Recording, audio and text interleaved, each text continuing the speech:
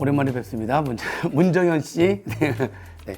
아무튼 반갑습니다. 지금 오늘은 그동안 공부한 내용의 성적도 한번 좀 봐보고, 그다음에 앞으로 어떻게 공부를 할 건지 11월 중순까지의 플랜에 대해서 한번 얘기를 한번 해보는 시간을 갖도록 하겠습니다. 자, 먼저 그동안의 성적에 대해서 5월부터 8월까지에 대한 성적에 대한 얘기를 한번 해보게 텐데, 첫 번째가 재무회계 성적입니다. 네, 조정희 교수님. 일단은 그 참 우여곡절이 많았죠. 저기 단 5개 결과가 나와 있고 그 외에 단 2가지 정도가 있는데 좀 플렉츄에이션이 좀 꽤 있었어요. 게다가 그 3회차에서는 사실 이제 점수가 좀 많이 안 나오기도 했었기 때문에 아마 그때 본인도 많이 좀 힘들어했던 것 같기도 하고, 근데 결과적으로는 잘 이겨냈어요. 그 텀이 거의 한 달 이상의 텀이 있었는데 그 기간 본인이 관리를 정말 잘했던 것 같아요. 그래서 지금 맨 밑에 있는 게 우리 세무사 2차 지금 시험했는데 점수가 60점에 칼채점을 했는데도 45점이 나왔어요. 그 중에서 거의 한 21점 정도는 고급 회계니까 뭐 다들 아시다시피 고급 회계는 대부분 이 단계에서는 안 갖고 가는 부분들이 많았으니까 그걸 제외하고는 감점된 점수가 한 3점 정도밖에 없었어요. 그 정도라면 지금 현재 시험장 들어갔을 때 저 정도가 나왔다면 상당히 고득점 받을 수 있었던 성적이란 말이죠. 최종적인 결과는 제 생각은 한 B+ 정도? 지금 그 힘든 과정을 지금 잘 이겨내고 여기까지 도착해 있다? 뭐 이렇게 생각을 할 수가 있을 것 같습니다. 내년은 이대로만 하기만 하면 이대로만 하면은 별 걱정은 없어요. 별 걱정 없을 정도로 재무회계는 잘 극복해서 그 극복이 조금만 더 단단해졌으면 하는 것이죠. 네, 빗불의 점수를 주셨습니다. 자, 그러면 원가관리회계 성적을 한번 보도록 하겠습니다.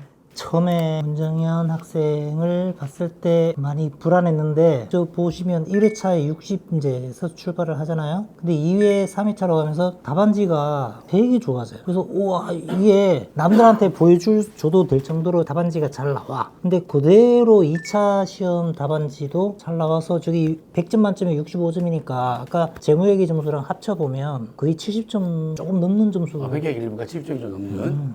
그러면 고득점이네. 고득점으로 합격을 했을 수도 있는 그런 점수가 나왔죠. 그 2차 답안지도 굉장히 깔끔하게 잘 썼더라고. 그게 그렇게 깔끔하게 쓴다는 얘기는 머릿속에 정리가 그렇게 깔끔하게 돼 있다는 뜻이거든요. 그래서 엄청나게 많이 좋아지고 있다. 본인이 어떤 자기만의 공부 방법을 찾은 것 같아. 잘 연습만 많이 반복해서 한다면 좋은 결과를 기대해도 되지 않을까, 그런 생각이 들어요. 세무회계 성적을 좀 보도록 하겠습니다. 세무회계 성적은 좋지 않았어요. 좋지 않았고 순서가 조금 이렇게 약간 바뀌어져 있긴 한데, 세모 1회차하고 2회차를 먼저 봤어요. 그 점수가 11점, 30점에서 굉장히 점수가 좀 많이 안 좋았었는데, 동차반하면서 봤던 진도별 모의고사의 1회차 모의고사랑 2회차 모의고사는 좀 범위가 훨씬 더 넓은 범위였었는데도 나쁜 점수가 아니었다. 물론 이제 이 공부를 안 하는 사람들은 뭐 100점 만점에 40점이 뭐 잘 보는 건 이렇게 할 수 있지만 세법은 충분히 그 점수면 잘 본 점수이기 때문에. 그리고 마지막 부가세 문제도 많이 어려웠었거든요. 50점 가까이 맞았으면은 꽤 잘 본 점수다. 그래서 이제 마지막에 세무사 2차 시험 성적을 봤더니 2차 시험도 부가가치세부터 먼저 풀어서 부가가치세는 다 맞았어요. 부가가치세는. 그래서 잘 풀었다. 법인세가 아직 조금 많이 좀 부족하다는 느낌이 좀 들어서 그렇지, 부가가치세하고 소득세는 그래도 꽤 많이 올라온 상태인 거다라는 생각이 좀 듭니다. 남은 기간 동안에 법인세랑 그리고 이제 버린 파트들, 우리가 이제 동차 때는 좀 시간이 너무 짧아서 버린 파트들 위주로 좀 확실하게 학습을 좀 해주시고, 그쪽에서 좀만 실력만 올라가기만 하면 확실하게 올라가지 않을까. 한 가지 또 이제 장점은 답안 작성을 하는데 수업 시간에 문제 풀었던 내용 그대로 답안 작성을 하더라고요. 그건 너무 좋았어요. 그건 너무나 점수를 많이 주고 싶은 내용이었다. 세법학은 채점하면서 깜짝 놀랐어요. 원래 말할 때는 말터디 할 때는 조금 약간 부족한 준비가 안 된 것 같고 느낌이 그랬는데, 이게 내가 채점하면서 딸아이가 예전에 이게 말을 하면 되게 어리게만 봤는데 편지를 나한테 한 적이 있는데 너무 애가 성숙한 거야. 그런 느낌이었어. 이 말은 그런데 답안 쓰는 거는 진짜 솔직히 유해생들한테도 이게 복사해서 나눠주고 싶을 정도로 이렇게 쓰는 거다 답안은.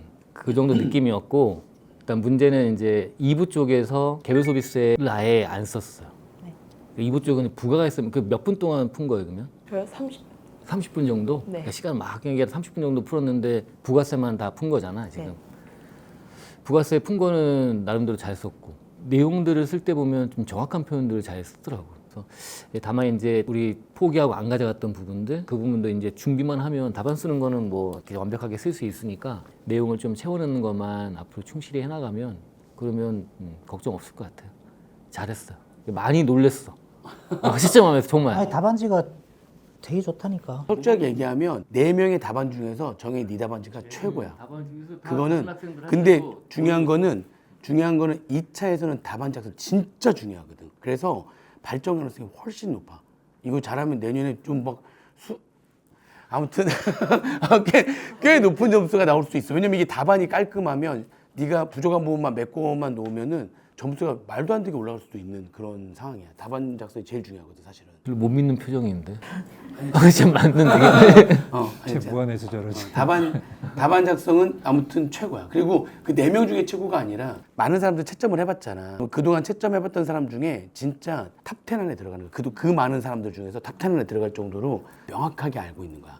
자, 그러면 본인의 이제 플랜을 얘기해주는 그런 시간을 한번 갖도록 해보겠습니다. 일단 제 앞으로의 계획을 말씀드리기 전에 저는 이 계획을 짜기에 앞서서 100일간의 기간을 조금 돌아보면서 제가 부족했던 점은 무엇인지에 대해서 좀 생각을 해봤습니다. 그 결과 이 플랜이 탄생하게 되었습니다. 일단 생활 및 기타 목표입니다. 지금까지 지켜왔던 거 그대로 가져가고 조금만 더 보완을 해가지고 지켜나가려고 하고 있습니다.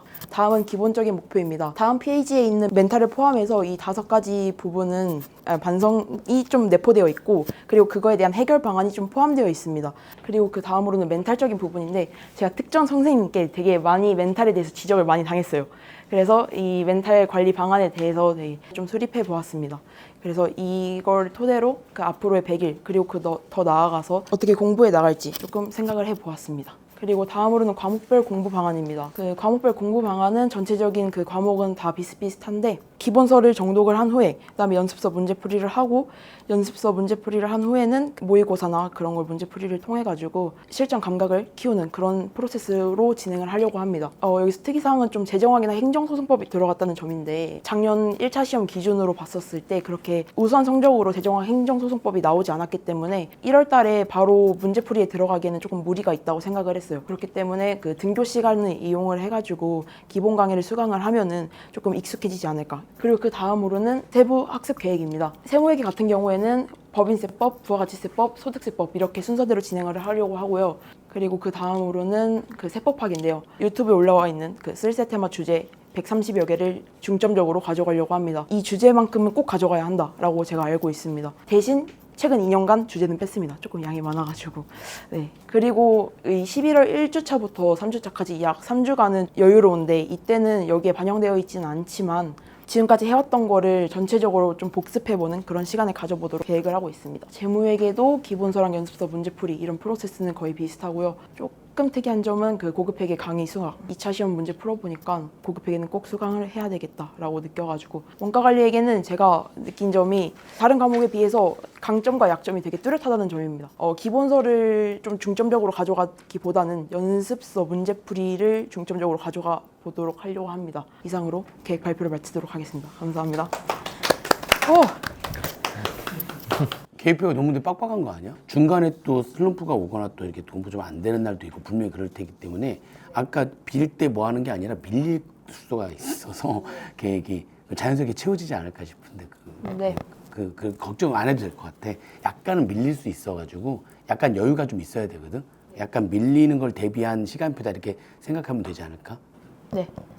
지금 기본서는 어느 정도 봤지? 기본서는 기본 강의 때 보고 안 봤는데요. 그렇지. 표준원가가 왜 약할 것 같아? 기본 강의를 다시 안 봐서 그래. 그러니까 원가는 뒤에 있는 요 3주나 4주 정도를 기본 강의를 먼저 봐. 동영상하고 같이. 그리고 나서 이 스케줄을 따라가라고. 근데 보통 이렇게 스케줄대로 하다 보면 스케줄을 못 맞출 때가 있잖아. 그러면 한 1주 정도는 그 스케줄 중간중간 못 따라갔을 때 거기다가 쓰고 4주 정도를 지금 미리 땡겨서 앞에서 기본 강의를 먼저 다시 보라고. 표준원가를 워낙 약점이라고 하는 거는 틀린 말이 아니거든. 기본서를 한번 보고 난 다음에 이 계획이 되는 게 오히려 더 훨씬 나을 수도 있어. 전 범위를 말씀하시는 그렇지, 거죠? 전범위. 볼 때. 표준원가라고 하는 결과는 다 연결되는 거니까. 합법학은 유튜브 올라가는 거를 가지고 진도표를 맞추겠다는 얘기잖아요. 네. 기본서 정독한다는 거니까 진도를 맞추고 하는 건 괜찮은 것 같아요. 한번 쭉 돌린다는 의미로 세부적으로 이제 들어가서 그 개별 소비세라든가 이런 세목들은 전반적인 얘기를 강의를 한번 들으면서 쭉 이해를 하는 게 필요한 세목은 별도로 이렇게 공부하고 네. 뭐 괜찮은 방법인 것 같아요. 기분이 좋은 건 뭐냐면 계속적으로 발전해 나가는 모습이 보인다는 거가 되게 기분이 좋아요. 그래서 앞으로 내년 1년 이제 남았는데 1년이 좀 안 남았죠. 그러니까 2차까지 동차까지 하면 조금만 부족한 부분만 조금만 메꿔서 이 자세 그대로 조금만 나가면 뭐 내년 동차도 충분히 가능하지 않을까라는 생각이 분명히 듭니다. 진짜 그런 생각이 들기 때문에 지금 너무 잘하고 있고 하고 있어서 중간에 스트레스 관리 같은 것들 같은 경우에 좀 힘들고 하면 끌지 말고 바로바로 선생님들하고 얘기를 하고 해서 바로바로만 좀 풀어만 나가면은 잘 할 수 있지 않을까. 공부 계획은 이대로 하면 되고 공부 이외에 여러 가지 이제 스트레스 관리라든지 멘탈 관리 그런 부분들은 중간에 조금 흔들릴 수 있거든요. 공부하다 보면 잘 안 될 때도 있고 그럴 때는 바로바로 선생님들 찾아서 하면 되지 않을까. 그럼 내년에 좋은 성적 거둘 수 있을 것 같습니다. 아무튼 고생하셨고요. 진동차반 다 같이 화이팅 하자. 같이 하자. 알았지? 자, 내년에 동차를 위해서 진동차반 화이팅! 화이팅! 자, 수고하셨습니다. 네. 제가 잘했어. 수고했어.